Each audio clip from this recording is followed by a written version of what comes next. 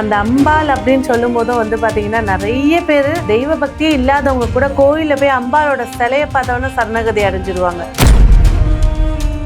இந்த அம்மன்னால எல்லா ராசிக்காரர்களுக்கும் எல்லாமே கிடைக்கும், சகல சௌபாகியங்களும் கிடைக்கும் அப்படின்னா அது எந்த அம்மனை எந்த நாள்ல அவங்க கும்பிடுறது சிறப்பு இருக்கும்? காலதேவியால மட்டும்தான் ஒரு ஜாதகத்துல இருக்கக்கூடிய கடந்த கால கர்மாக்களை தீர்த்து நிகழ்கால புண்ணியங்களை ஏற்படுத்தி கொடுக்கக்கூடியவர். இந்த காலதேவின்ற கோவில் வந்து பாத்தீங்கன்னா, இந்த காலதேவி அப்படிங்கிறவங்க இவங்களோட புராண கதைகளை எடுத்துக்கிட்டீங்கன்னாக்கா, இந்த காலம் சொல்லக்கூடிய கலிகாலம் தொடங்கும் போது உதித்தவளிவர். ஒவ்வொரு காலத்துக்கும் ஒவ்வொரு பேர்களோட கொண்டவர். நம்மளோட ஜாதக ரீதியாக இருக்கக்கூடிய கர்மாக்களுக்கு உண்டான தீர்வுகளை ஏற்படுத்தி கொடுக்கிறவ அவ. அப்ப இந்த 12 ராசிகள் அப்படின்னு பார்க்கும்போது பாத்தீங்கன்னாக்கா, முற்பிறவியில செஞ்ச அந்த பாவமாகட்டும் புண்ணியமாகட்டும் அதையெல்லாம் எடுத்துட்டு அவங்க பத்திரமா வந்த இடத்தை நோக்கி மறுபடியும் அங்க போகணும் அப்படின்னா அவங்களுக்கு இந்த ஒரு வழிபாடு நல்ல ஒரு முக்தியை கொடுக்கும். அப்படின்னா அது என்ன வழிபாடு? ஒரு பெண் சாபம் வருதுன்னா கண்டிப்பா பாம்பு கொத்தி தான் சாவாங்க. ஏன்னா ஒவ்வொரு விஷயத்துக்கும்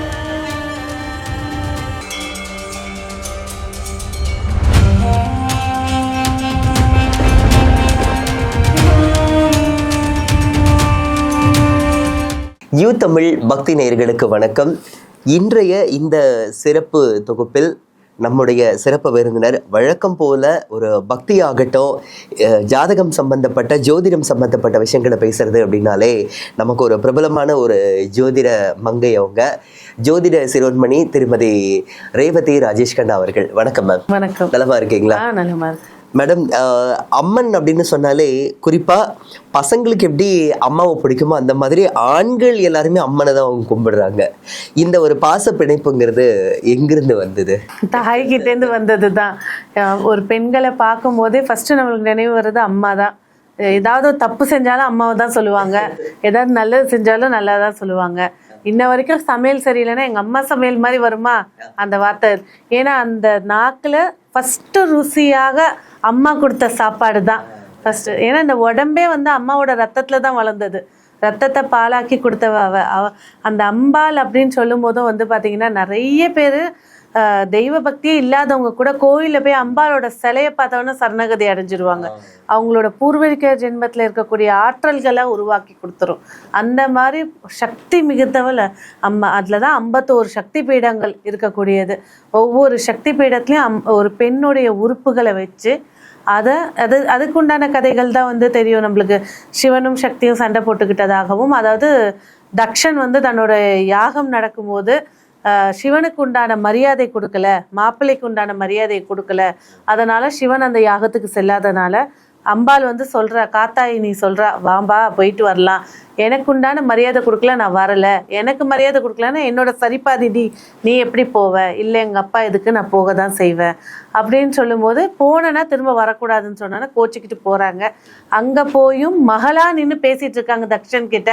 தக்ஷன் வந்து மரியாதை குறையா நடத்தால அவமானத்திலையும் சரி, அதே நேரத்தில் தன்னோட கோபத்தையும் ரூபத்தையும் காட்டி அந்த யக்ன குண்டத்திலேயே அம்பாள் விழுந்துடுறா.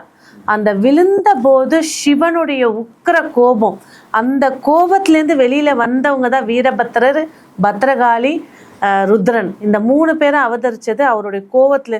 அந்த கோபத்திலேருந்து வெளியில வந்த போதும் வீரபத்ரனுடைய வேலை என்னன்னா, இங்க உள்ள நல்லவங்களை அழிக்க கூடாது, கெட்டவங்களை அழிக்கணும். அந்த கோபத்திலயும் ஒரு நிதானத்தை பாருங்க. அப்ப வந்துதான் தக்ஷன்லேருந்து எல்லா அரக்கர்களை அழிச்சிட்டு அந்த சதிதேவியோட உடம்பை எடுத்து சிவன் தன்னுடைய ரொம்ப பாசம் மிகுந்த காதல் மனைவி இறந்ததை தாங்க முடியாம அந்த பிணம் அழுகிறது கூட தெரியாம உடல்ல வச்சுக்கிட்டே திரியிறாங்க. அது தெரியும் போது அப்ப விஷ்ணு பகவான் பாக்குறாரு, தன்னுடைய சுதர்சன சக்கரத்தை எடுத்து விட்டு அந்த பெண்ணுடைய உடலை 51 உருவா பிரிச்சு, இந்த இந்தியா சொல்லக்கூடிய புண்ணிய, ஏன் இந்தியா புண்ணிய பூமி, இந்த அம்பாளோட ஒரு உறுப்பும் ஒரு ஊர்ல விழுந்து சக்தி ஸ்தலமாக அமைய பெற்றனாலதான் நீங்க எந்த ஊருக்கு போறீங்க, நீங்க ஒரு சைனா எடுத்துக்கோங்க, ஒரு பெண் சாபம் வருதுன்னா கண்டிப்பா பாம்பு கொத்தி தான் சாவாங்க. ஏன்னா ஒவ்வொரு விஷயத்துக்கும் தீர்வே கிடையாது. ஆனா மாந்திரிகம் தாந்திரிகத்துல என்ன செய்வாங்க, இது வராம இருக்கிறதுக்கு ஒரு தாயத்தை கொடுப்பாங்க. ஆனா அவன் வம்சத்தை உள்ளன்னு கடிச்சே தரும். ஆனா இந்திய மண்ணு வந்து பாத்தீங்கன்னா மன்னிக்கிற தெய்வங்கள். அப்ப நான் ஒரு பாம்பை அடிச்சிட்டேன்ப்பா, இந்தப்பா உனக்கு நான் ஒரு அபிஷேகம் பண்ணி நான் தப்ப உணர்ந்து மன்னிப்பு கேட்டுட்டேன், சாபம் நீங்கும். இதுதான் இதில் இருக்கக்கூடிய விஷயம். ஒரு ஒரு ஹஸ்பண்டுக்கு ராகு கேது தோஷம் இருக்குது, ஒய்ஃபுக்கும் ராகு கேது தோஷம் இருக்குது. பிறக்கிற குழந்தைக்கு ராகு கேது தோஷம் இல்லாமல் பிறந்தா அது ஒரு வம்சம் தழிச்சு போயிடும். அப்போ உடனே என்ன செஞ்சாங்க தாந்திரிகத்தில், கருட ஆகாச கிழங்கு அதை எடுத்து அவங்க ரூமில் வச்சுட்டு குலதெய்வத்துக்கு விளக்கு ஏற்றி வை, நீ குழந்தை பெக்கிற வரைக்கும் குலதெய்வத்தை கும்பிடு, பிறக்கிற குழந்தைக்கு ராகு கேது தோஷம் இருக்காது, அது மன்னிக்கிறது. அதான் அதில் இருக்கக்கூடிய சீக்கிரம். இந்த இந்திய மண் அப்படின்னு எடுக்கும் போதே பார்த்தீங்கன்னா மன்னிக்கிற தெய்வங்கள் அப்படின்னா இங்கே மட்டும்தான் இருக்குது. நீங்கள் எவ்வளோ தப்பு செஞ்சுட்டு, அப்பா நான் தெரியாமல் செஞ்சுட்டு என்னை மன்னிச்சிருங்க, அதுக்கு என்ன செய்யணும் சொல்லுங்கள், நான் செய்கிறேன்னு சொல்லி ஒரு அம்மா காலில் போய் விழுந்துருங்க. ஒன்றுமே இல்லை. எத்தனையோ நாயன்மார்கள், எத்தனையோ மகா ரிஷிகள், எத்தனையோ அரசர்கள் கொள்ளையடித்து கொலை பண்ணி நகைகளை எடுத்து கோவில் கட்டினவங்க இருக்காங்க. அதை இறைவன் ஏற்றுக்கலையா? அது பக்தின்ட்டாங்க. ஆனாலும் அதுக்குண்டான கர்மாவை அனுபவிச்சாங்க அவங்களோட வம்சத்தினர். இப்போ நீங்கள் ராஜராஜ சோழன் எடுத்துக்கிட்டிங்கன்னா இப்போ அவங்க வம்சத்தினர் யாருன்னு கண்டுபிடிக்க முடியுதா? கர்மா இல்லாமல் போயிட்டாங்க. ஸோ ஒரு சில வம்சத்தினர் இன்னமும் இருக்காங்க.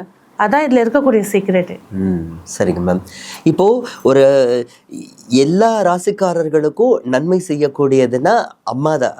அம்மாவை மிஞ்சி உலகத்தில் எதுவுமே இல்லை. அப்படி இருக்கும்போது இந்த அம்மன்னால எல்லா ராசிக்காரர்களுக்கும் எல்லாமே கிடைக்கும், சகல சௌபாகியங்களும் கிடைக்கும் அப்படின்னா அது எந்த அம்மனை எந்த நாளில் அவங்க கும்பிடுறது சிறப்பு இருக்கும்? சிறப்பான ஒரு கேள்வி.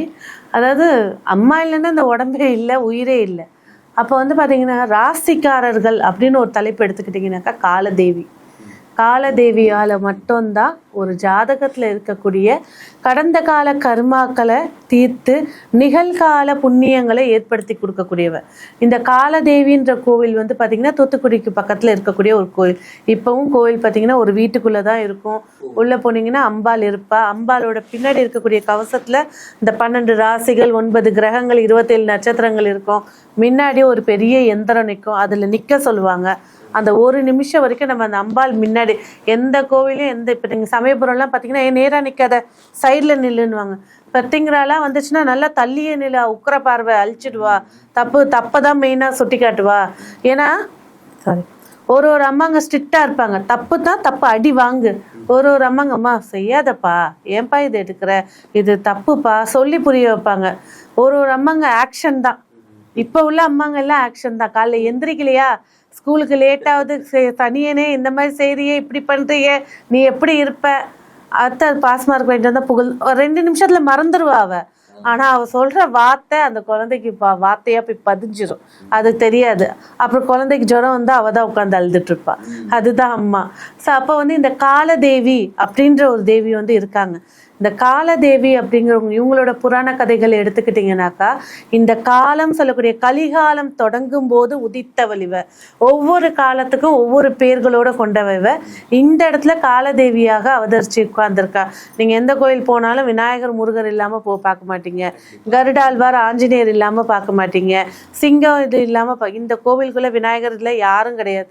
ஸ்ட்ரெயிட்டாக உள்ளே போகிறது, அம்பாலை பார்க்கறது, அம்பாள் முன்னாடி இருக்க எந்திரத்தில் நிற்க வேண்டியது, ஒரு செகண்ட், ஒரு நிமிஷம் அவளோட முகத்தை பார்க்க வேண்டியது. நம்மளோட ஜாதக ரீதியாக இருக்கக்கூடிய கர்மாக்களுக்கு உண்டான தீர்வுகளை ஏற்படுத்தி கொடுக்குறவ அவ. அப்போ இந்த 12 ராசிகள் அப்படின்னு பார்க்கும்போது பார்த்தீங்கன்னாக்கா எல்லாருமே போக வேண்டியது தான். அப்போ அவங்க ராசி ரீதியாக போகணும் அப்படின்னாக்கா மேஷ ராசின்ற போது ஞாயிற்றுக்கிழமை போகிறது நன்மையை ஏற்படுத்தி கொடுக்கும். கர்மாவை சுத்தமாக கழிக்கணும்னா சனிக்கிழமை போகணும். ரிஷப ராசிக்காரர்களுக்கு புதன்கிழமை போகிறது யோகத்தை ஏற்படுத்தி கொடுக்கும். கர்மாவை கழிக்கிறதுக்கு அதே சனிக்கிழமை தான். அப்போ மிதுன ராசிக்காரர்களுக்கு வெள்ளிக்கிழமை போகிறது நன்மையை ஏற்படுத்தி கொடுக்கும். வியாழக்கிழமை போனால் இவங்களோட கர்மாக்களை கழிச்சு கொடுப்பாங்க. கடகராசி நேயர்கள் செவ்வாய்க்கிழமை போனால் சிறப்புகளை ஏற்படுத்தி கொடுக்கும். வெள்ளிக்கிழமை போனாக்கா கர்மா கழிச்சு கொடுக்கும். சிம்மராசின்னு சொல்லும்போது வியாழக்கிழமை போறது யோகத்தை ஏற்படுத்தி கொடுக்கும். ஒரு சக்சஸ் கொடுக்கணும்னா அது வியாழக்கிழமை. காலதேவி கோவிலுக்கு மட்டுங்களா இல்ல எந்த அம்மா? காலதேவி கோவிலுக்கு மட்டும்தான். அப்ப செவ்வாய்க்கிழமை போறது கர்மாவை கழிச்சு கொடுக்கும்.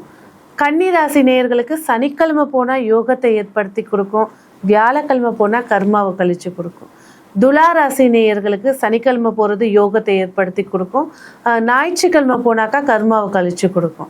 அதே போல் விருச்சக ராசி நேயர்களுக்கு வியாழக்கிழமை கோயிலுக்கு போகிறது நன்மையை ஏற்படுத்தி கொடுக்கும். திங்கக்கிழமை போகிறது கர்மாவை கழிச்சு கொடுக்கும். ஸோ ஏன் கர்மா கழிக்கிறது அப்படின்றது பார்த்தீங்கன்னா ஒரு தோஷம் இருக்குது, ஒரு பிரச்சனை இருக்கு, ஒரு கண்டம் இருக்கு அப்படின்னா இந்த கர்மா கழிக்கிற நாளில் போகும்போது அது சிறப்பு ஏற்படுத்தி கொடுக்கும்.